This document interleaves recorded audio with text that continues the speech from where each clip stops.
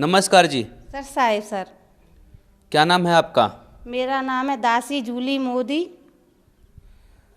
आप कहाँ से आए हैं? हम आए डबरा, जिला ग्वालियर, मध्य प्रदेश।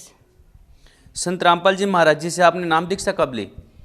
संत रामपाल जी महाराज जी से मैंने नाम दीक्षा ली है 2017 तीसरा महीना 17 मार्च।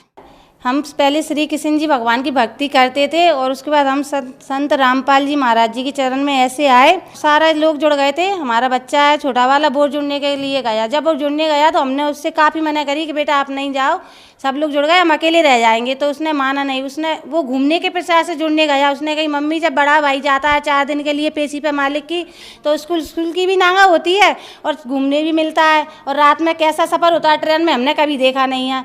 तो वो घूमने के उद्देश्य से चला गया, उसने ज्ञान नहीं समझा। जब वो बच्चा उधर से लौट के आया, गुरुजी के दर से, तत्वती संत रामपाल जी महाराज की दर से दक्षा लेके लौट के आया, तो उसने हमको समझाया मम्मी आप भी जुड़ जाओ इसमें। हमने कि हम नहीं जुड़ेंगे। उसने लगातार सर 15 दिन तक बोला हमसे, लेकिन हमने कही हम नहीं जुड़ेंगे और हमारे से नहीं खाया जाता।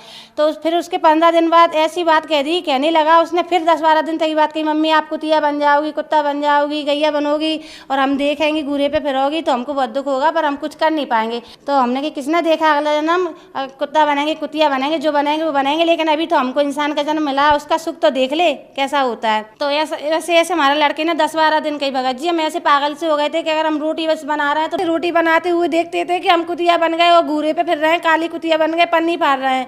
और फिर हम बर्तन साफ कर रहे हैं, हम ऐसे हो गए थे, हम ऐसा देखते थे कि हम गैया बन गए, हमारे जो खुरों हैं इसमें कीड़ा पड़ गए। और काफ़ी लोग चिल्लाते थे जी दवाई नहीं खा रही तो इसको गुड़ में रोटी में दवाई लगा के खिला दो तो जो खा लेगी। भगत जी हम ऐसे हुए थे। उसके बाद क्या हुआ भगत जी, हमने कही अब लड़का हमसे ज़्यादा कहता था तो हमने अपने बच्चे से बोल दी अगर तुम्हारे परमात्मा अपने आप को परमात्मा मानते हैं, वो तो खुद जेल में, हमने उनसे ऐसे ही बोला भगत जी, वो तो खुद जेल में एक आम इंसान है, अगर वो परमात्मा है तो हम उन्हें चैलेंज कर रहे हैं, वो हमको लेने आया है। तो हमारा बच्चा बोला मम्मी ऐसे नहीं बोलते। हमने कि हम चैलेंज करेंगे आपके परमात्मा को ये चीज़ का, लेकिन हमको पता नहीं था कि हमारे चैलेंज करने से परमात्मा हमको लेने आ जाएंगे।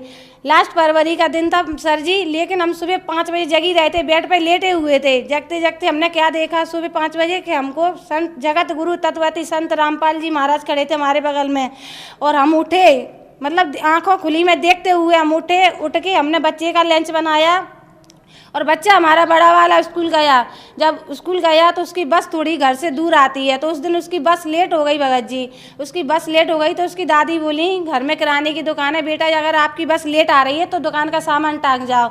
तो हमारा जो बड़ा वाला लड़का है सतगुरु रामपाल जी महाराज जी के दास हैं वो भी, तो जब वो लड़का लौट के जैसे उसने पीठ फेरी, सिर फेरा घर के लिए आने के लिए, तो उसी की स्कूल की बस आई सर जी।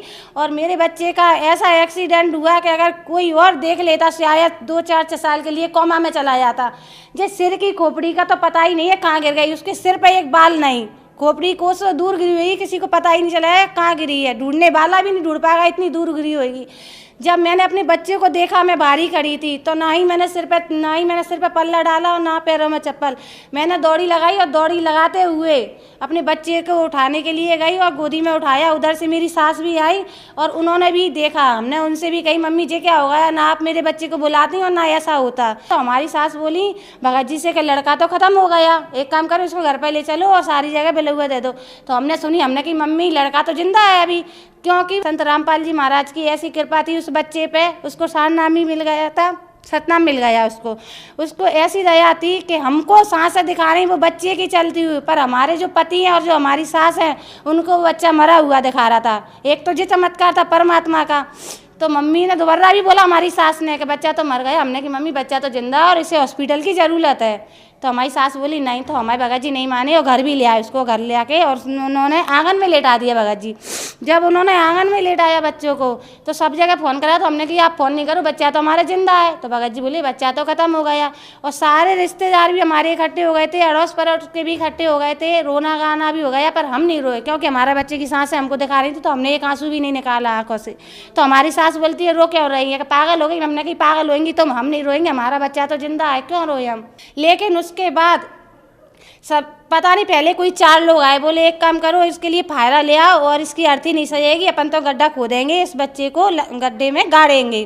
तो पता नहीं घर में से किसी ने फायरा उठा के दे दिया और वो गड्ढा भी इतना गहरा गड्ढा खोद दिया उन्होंने कि मानो भगत जी सर जी हम भी खड़े हो जाएंगे तो हम भी नहीं दिखाएंगे उसमें, इतना गहरा गड्ढा। जब वो गड्ढा खोद के वो लेने आए बच्चे को, बोले सफ़ेद चादर दे दो, इसके सफ़ेद चादर में लपेड़ेंगे। तो उन्होंने लपेट भी दिया हमारे मना करने के बाद भी, और वो ले जाने लगे बाहर को बच्चे को। जब वो बाहर लेगा रोड पे तो हम भी इनके पीछे, हमने कि हम बच्चा नहीं ले जाने देंगे। जब हम अपने बच्चे के लिए आगे कदम रखे भगत जी, तो हम अपने बच्चे से उतनी दूरी पर हो जाए, यानी पीछे को बढ़े। फिर हम सोच समझ के फिर एक कदम रखे, तो फिर हम एक कदम फिर पीछे। तो हम कह रहे जब हम बड़े सोच समझ के कदम रख रहे हैं, फिर हम पीछे क्यों हो रहे हैं।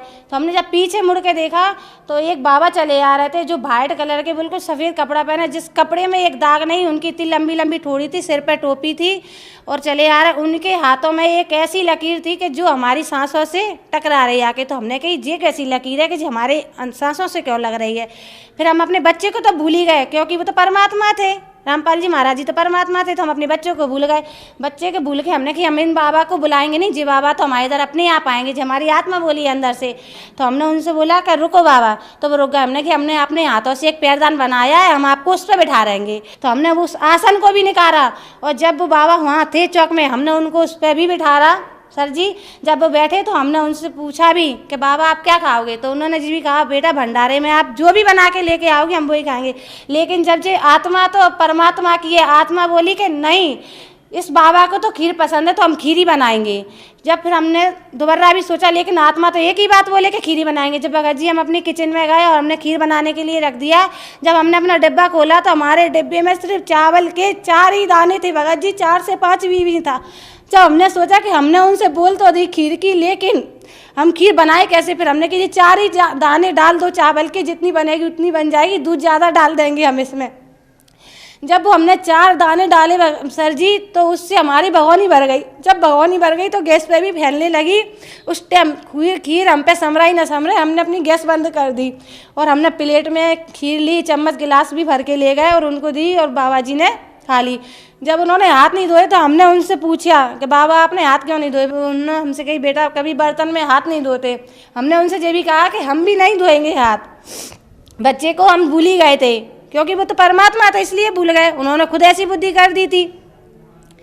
उसके बाद क्या हुआ, हमने उनकी गोदी में सिर रखा और हम इतने रोए कि उनका रोते रोते नीचे के जो कुर्ता का घेर का वो गीला कर दिया। उन्होंने हमारे सिर पर भी हाथ रखा, पर उन्होंने हमसे ये नहीं पूछा कि बेटा आप क्यों रो रही हैं, ऐसी क्या बात है, कुछ भी नहीं पूछा। हमने उनसे कही फिर बाबा हमारा लड़का लौटा दो। हमने उनसे बोला मार्च और लास्ट अप्रैल को तो हम किसी भी हालत में आपकी शरण में आ जाएंगे, जगत गुरु तत्वती संत रामपाल जी महाराज जी की शरण में हम आ जाएंगे। हमने इतना ही बोला सर जी।